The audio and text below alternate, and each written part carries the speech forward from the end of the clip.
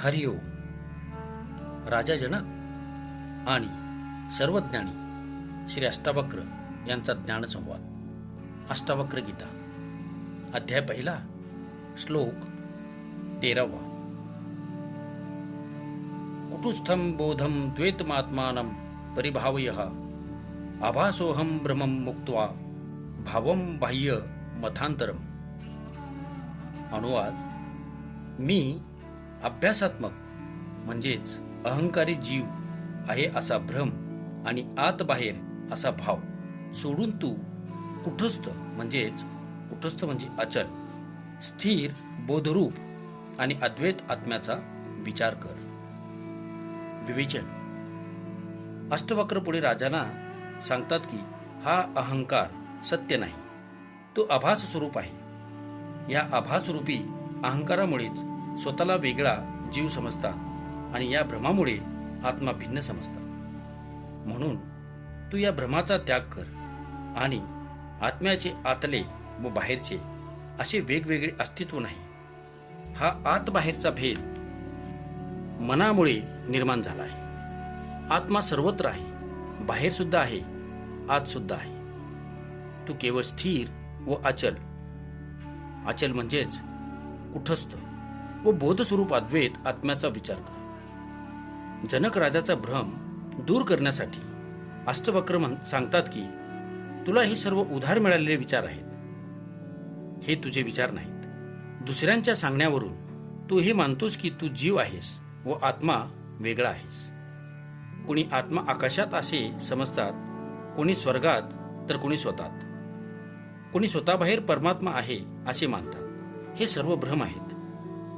या खोट्या समजुतीमुळे सगळेच दुःखी आहेत.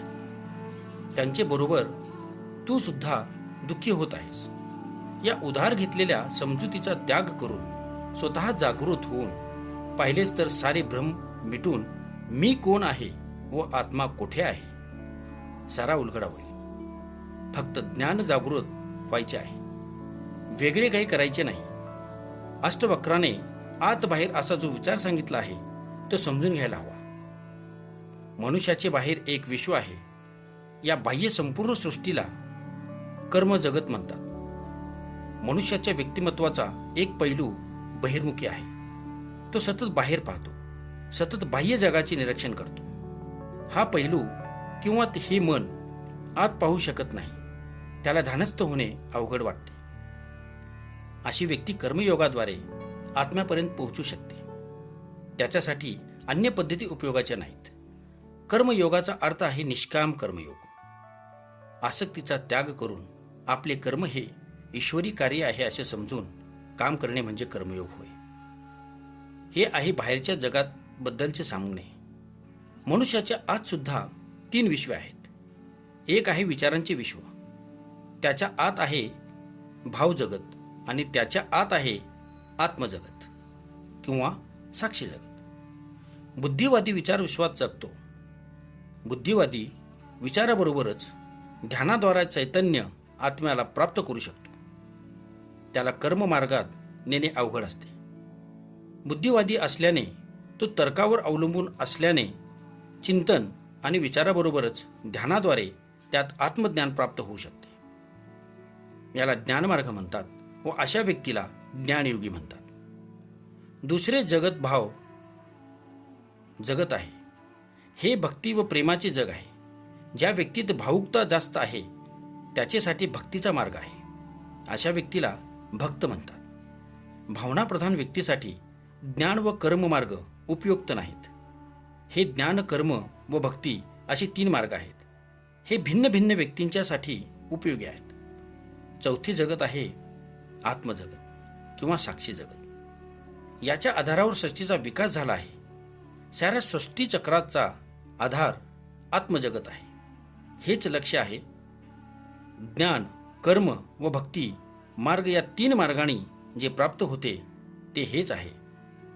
कृष्णाचा कर्मयोग, कपिल मुनींचा सांख्ययोग व नारदाचा भक्तियोग हे 3 मार्ग आहेत.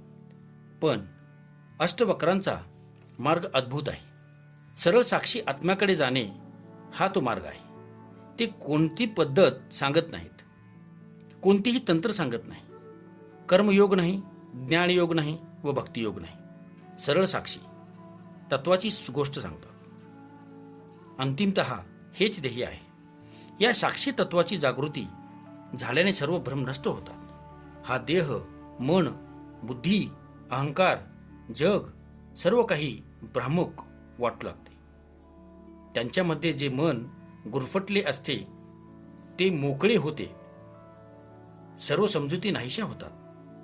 ज्याप्रमाणे दिवा पेटवल्यावर खोलीतले भूत नाहीसे होते, त्याप्रमाणे अन्य समजुती नष्ट होतात. कारण खोलीत जसे भूत नसतेच, फक्त भ्रम असतो, तसेच या जगाबद्दलचे आपले विचार सुद्धा भ्रम असतात व आत्म्याचे ज्ञान झाल्यावर ते नाहीसे होतात. हे भ्रम नाहीसे करण्याचे अनेक रस्ते, पद्धती आहेत. भक्ती आहे, ईश्वराला शरण जाणे आहे, आपल्याला अकर्ता मानणे आहे, भिक्षान्न खाणे आहे, नम्रता धारण करणे, चरणावर झुकणे म्हणजे साष्टांग नमस्कार करणे. यासारख्या अनेक पद्धतीने अहंकार नष्ट करता येतो. परंतु अष्टवक्र मुनी या कोणत्याही पद्धतीचा उपयोग करत नाहीत.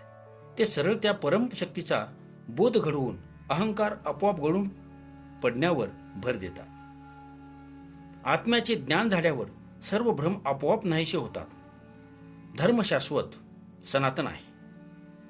माणसाने धर्म बनवलेला नाही, तर सृष्टीतल्या चैतन्याच्या धर्मातून माणूस बनला आहे. माणसाच्या आधी सृष्टी होती, म्हणजेच माणसाच्या आधी सुद्धा धर्म होता. धर्म जुना होत नाही, तसा तो नवाही होत नाही. अस्तित्व हाच एक धर्म आहे. धर्म म्हणजे मनुष्याची पूर्ण क्रांती आहे. यामुळे मनुष्यात अंतर्बाह्य बदल होतो.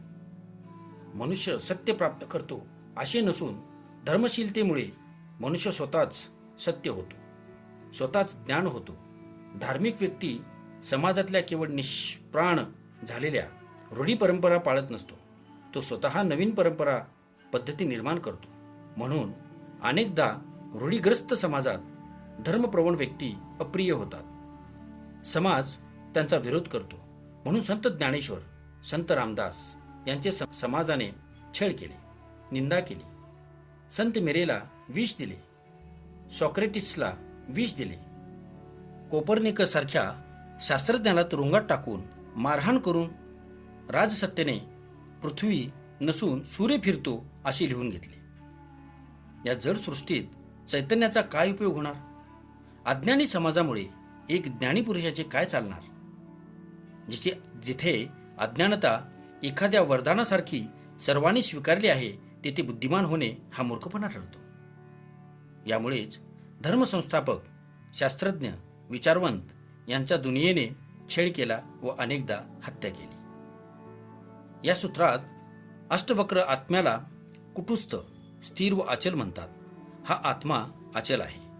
संसार गतिमान आहे व त्यात बदल होतात. आत्मा स्थिर आहे व त्यात बदल होत नाही. बैलगाडीच्या चक्राची धाव परिग्रेषा चालते, मधला आस चालत नसते. पण मधला आस म्हणजे धुरा स्थिर असल्यानेच चाक चालू शकते. शेवटच्या लोखंडी धावेजवळ गती तीव्र असते व जसे जसे केंद्रबिंदूकडे मध्यभागाकडे जावे तशी गती कमी होत जाते. अधार्मिक माणसांची गती जास्त असते व जसा जसा माणूस धार्मिक होत जातो तशी तशी त्याची सांसारिक प्रापंचिक गती कमी होत जाते. जेवढा राग, द्वेष, लोभ, अहंकार, मोह जास्त, तेवढी गती जास्त. ज्ञानाच्या दिशेने प्रवासाला निघालेल्या सर्वांना सोडून जातो तेव्हा त्याची प्रापंचिक गती कमी होत जाते. गती, प्रगती हे भौतिक विकासाचे, तेव्हा त्यांची प्रापंचिक गती कमी होत जाते. गती, प्रगती हे भौतिक विकासाचे सूत्र आहे. क्रियाशीलता हे भौतिक विकासाचे सूत्र आहे. अध्यात्माचे सूत्र विश्रांती, शांती आहे. अमेरिका, रशिया हे भौतिकवादी देश असल्याने त्यांची गती सर्वात जास्त आहे. भारत अध्यात्मवादी असल्याने त्याची गती कमी झाली व भौतिक समृद्धी भारत मिळवू शकला नाही.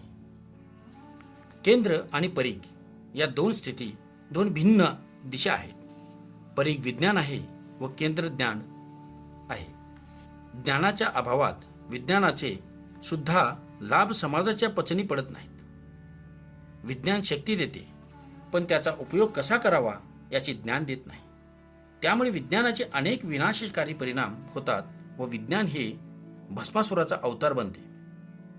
येथे हे समजून घेणे महत्त्वाचे आहे की आत्मा स्थिर अचल असला तरी तो मध्य भागातला आस धुरा असल्याने त्याच्यामुळेच विश्वचक्र गतिमान होते. जर धुरा नसेल तर चाकाचा परी कशाच्या आधारावर चालू शकेल? प्रत्येक गतिमान पदार्थाचे एक स्थिर मध्य केंद्र असते, ज्यामुळे चक्राला गती मिळते. वाऱ्याच्या भोवरीला चक्रावर वात सुद्धा केंद्र असते. याचप्रमाणे सूर्यमंडलाच्या सूर्य हे मध्यबिंदूत स्थित असलेले केंद्र आहे. सूर्याचे केंद्र निहार आहे व निहाराचे केंद्र आकाशगंगा आहे. सृष्टीमध्ये केंद्राशिवाय कोणतीही गोष्ट चालू शकत नाही. जे म्हणतात की कोणतेही केंद्र नाही, आधार नाही, सर्व काही आपोआप होत आहे, ते लोक मूर्ख आहेत. कबीराने चालत्या परिघाची गोष्ट सांगितली तर त्याचा मुलगा कमाल याने केंद्राची गोष्ट सांगितली. परिघाला शक्ती केंद्रातून मिळते. केंद्र स्वतः चालत नाही, केवळ शक्ती देते, ज्यामुळे संपूर्ण सृष्टीतल्या सर्व क्रिया संचलित होतात. ह्या जड शरीरात जी गती आहे ती चैतन्याचीच गती आहे. ही केंद्र शक्तीबरोबर ज्ञान सुद्धा देते. ज्ञानविरहित शक्ती ही पाशवी, तर ज्ञानयुक्त शक्ती ही दैवी शक्ती आहे.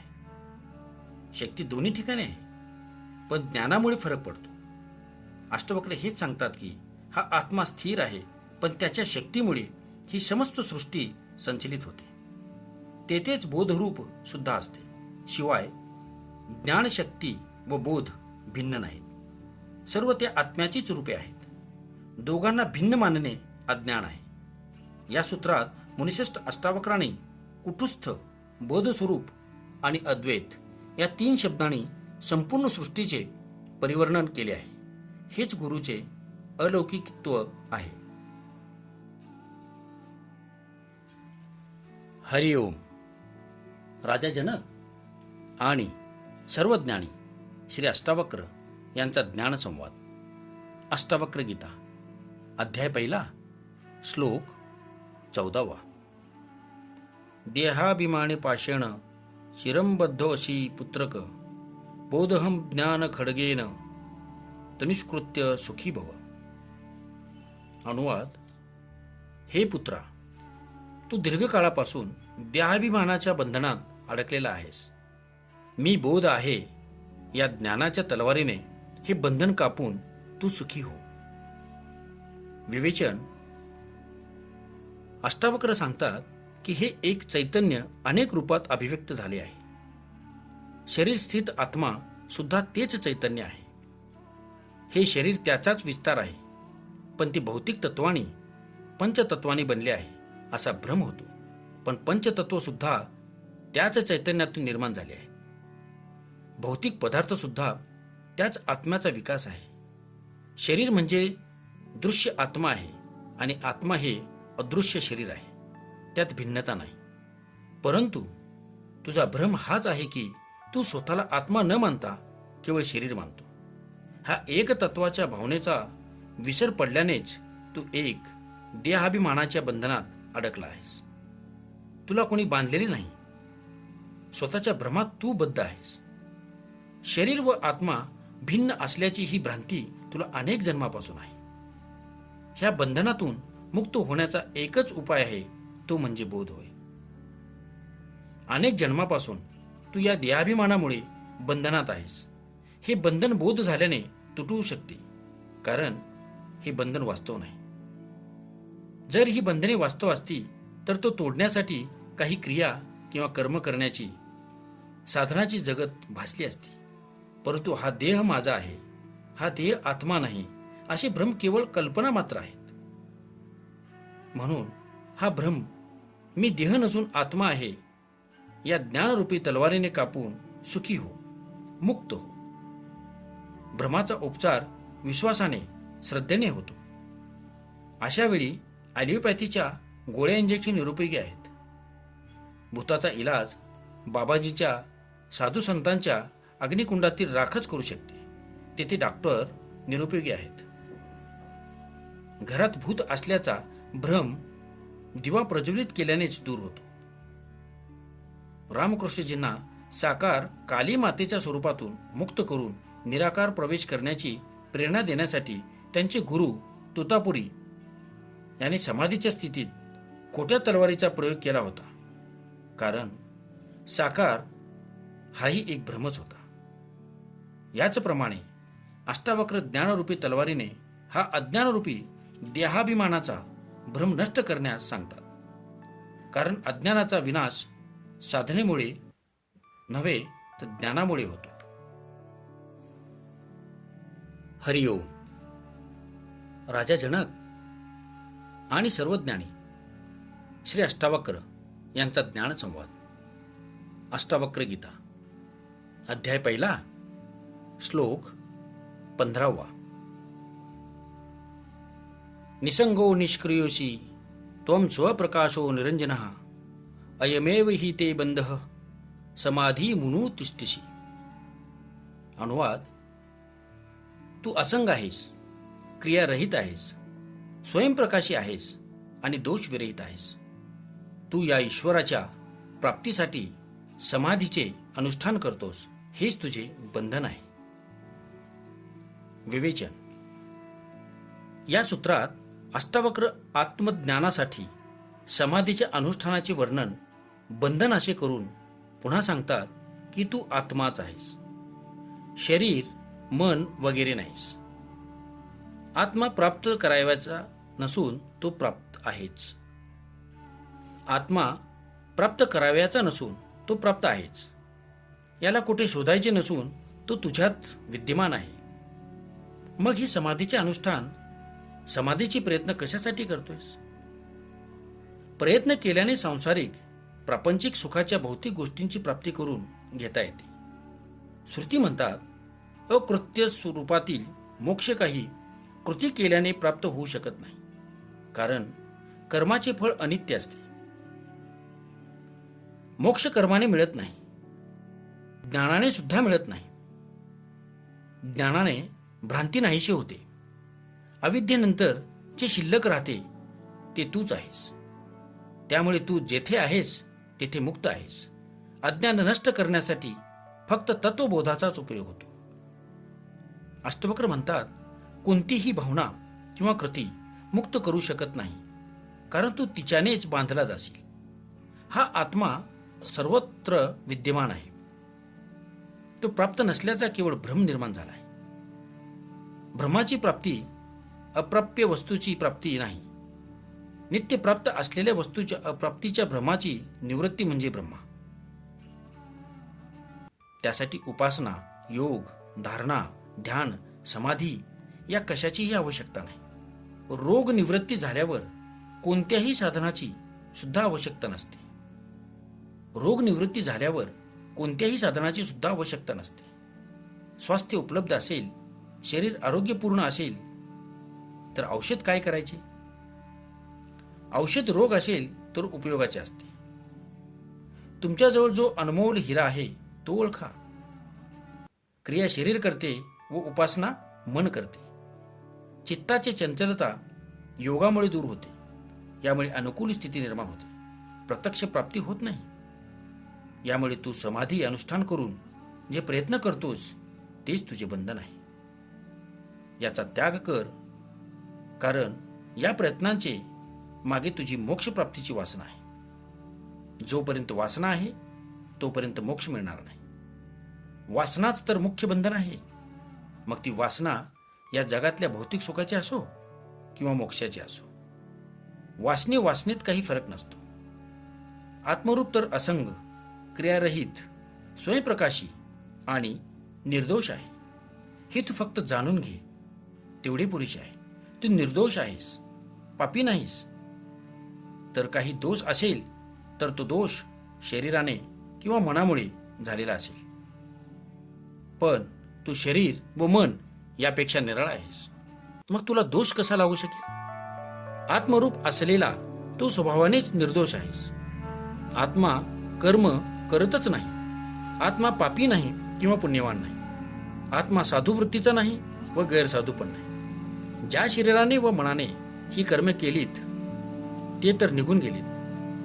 तू फक्त द्रष्टा आहेस. द्रष्ट्याला पाप लागत नाही. याप्रमाणे अष्टवक्र मुनीचा उपदेश बोधप्राप्तीचा आहे. सिद्धीची उच्चतम स्थिती म्हणजे काय हेच अष्टवक्राच्या बोधातून स्पष्ट होते. ओम शांती शांती शांती.